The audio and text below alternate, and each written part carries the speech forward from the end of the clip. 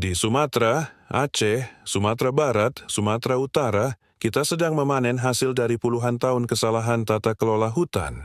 Banjir besar, longsor, galodo, kampung hilang, dan rumah-rumah digulung lumpur bukanlah musibah alam. Ini musibah kebijakan, dan musibah kebijakan tidak jatuh dari langit. Ia lahir dari ketamakan, pembiaran, dan kolaborasi sistemik.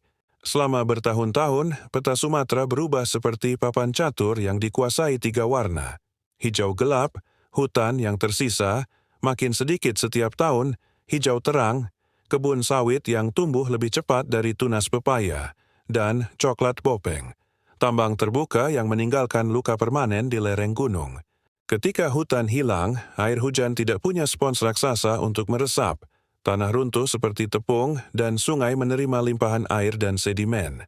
Banjir bandang adalah nota tagihan dari alam. Jika dilihat dari citra satelit 20 tahun terakhir, transformasi ini mencolok. Kebun sawit merangsek masuk ke dataran rendah hingga perbukitan.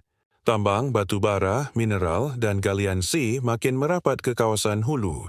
Ketika dua mesin ekonomi ini berjalan tanpa kontrol, banjir adalah produk sampingannya. Penebangan hutan tidak selalu ilegal.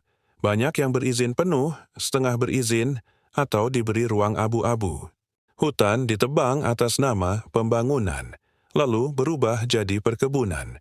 Kebijakan brutal, seperti pemberian izin raksasa di kawasan hulu dan perubahan fungsi lahan tanpa analisis ekologi serius, telah merusak ekosistem. Pola kolaborasi gelap antara pengusaha dan pejabat memperparah keadaan. Regulasi dinegosiasikan, pengawasan diperlambat, dan peringatan ilmuwan diabaikan. Akibatnya, sungai menanggung sedimentasi luar biasa dan lereng menjadi rapuh.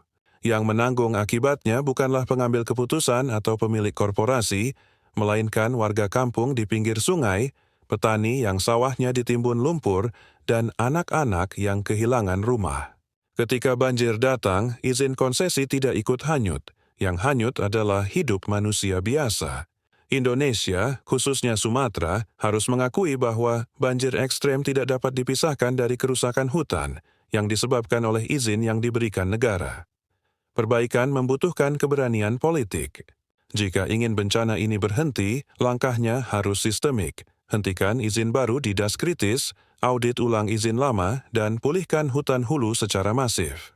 Ini bukan sekadar tanam 100.000 bibit setelah menebang 100.000 hektar.